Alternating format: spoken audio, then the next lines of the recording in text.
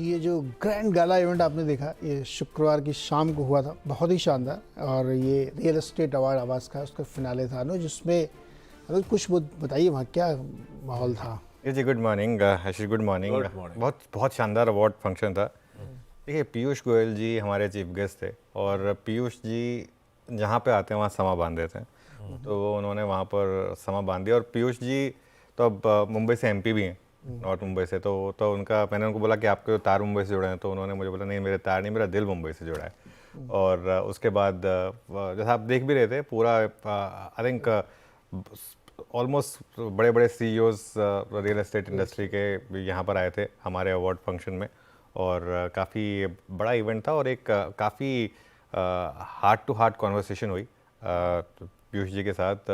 और काफ़ी उन्होंने इंडस्ट्री को एक जैसे कहते हैं ना कि एक थोड़ी सी लताड़ भी लगा दी, लेकिन बहुत सॉफ्ट शब्दों में।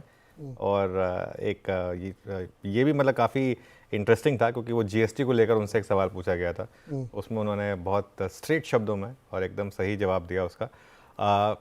पीयूष जी काफ़ी बिजी थे उस दिन, लेकिन फिर भी उन्होंने टाइम निकाला हमारे लिए। कि उसके बाद उनका एक इवेंट, एक तो इवेंट चल रहा था वो जो फिनटेक वाला इवेंट चल रहा था जिसमें प्राइम मिनिस्टर भी आए हुए थे, एक तो वो चल रहा था। और उसके बाद आई थिंक उनकी एक कोई एग्जीक्यूटिव की मीट भी थी बीजेपी की मुंबई में ही, तो उसके बाद भी उनको जाना था वहाँ पर। लेकिन इवेंट बहुत शानदार रहा था हमारा। इंटरेस्टिंग इवेंट था। चलिए मार्केट्स वगैरह पे डिटेल में चर्चा करेंगे। एक थोड़ा अपफ्रंट कमेंट्री नहीं आज के मार्केट नहीं है ना, अपफ्रंट कमेंट्री है। वाह, अपफ्रंट कमेंट्री है ना, बिल्कुल आशीष। देखिए एक अपफ्रंट समहाउ पता नहीं कई बार फीलिंग आ जाती है ना। आज सुबह जब मैं उठा तो मुझे एक समहाउ फीलिंग आ रही है कि एक वन वे रैली हमने मार्केट में करा दी।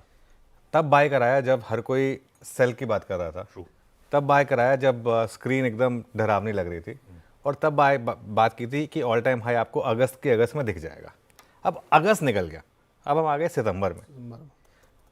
समहाउ मुझे फीलिंग आ रही है कि यहाँ पर ना थोड़ा प्रॉफिट बुकिंग कर लेनी चाहिए आपको।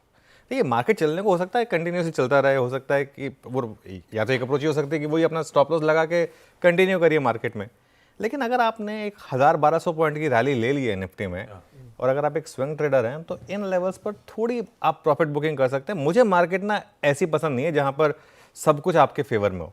अब आज क्रूड फेवर में है, एफआईआईज बाय कर रहे हैं, मार्केट टेक्सचर स्ट्रांग है, जब सब कुछ पॉजिटिव होता है तब मैं नॉर्मली थोड़ा नर्वस रहता हूँ। क्योंकि मेरा मानना यह है कि मार्केट का मैकेनिज्म ऐसा है कि मार्केट पहले ही सब कुछ प्राइस इन कर लेता है, क्यूज बाद में आते हैं। तो अब क्यूज अब सारे पॉजिटिव आ रहे हैं, तो हो सकता है मार्केट ऑलरेडी सब कुछ ये भुना चुका हो।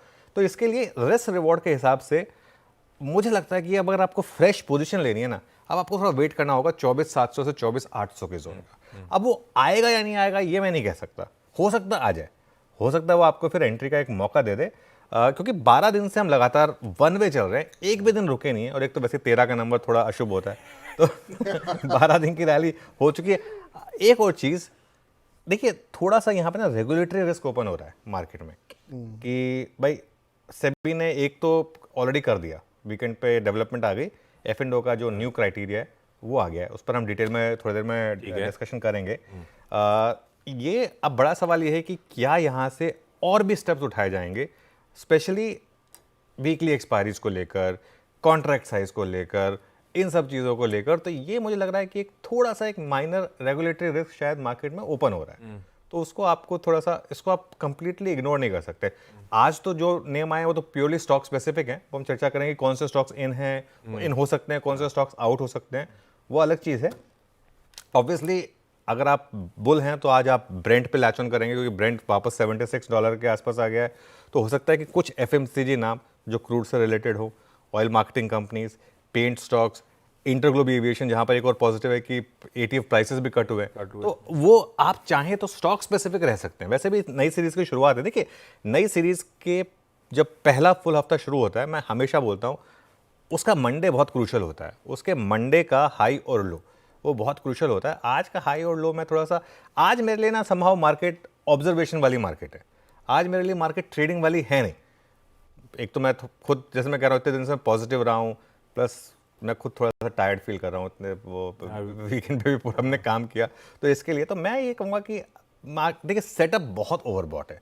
जब हम कुछ देर में ट्रेड सेटअप पर आएंगे तो डिस्कस करेंगे। सेटअप इस समय एक्सट्रीमली ओवरबॉट है।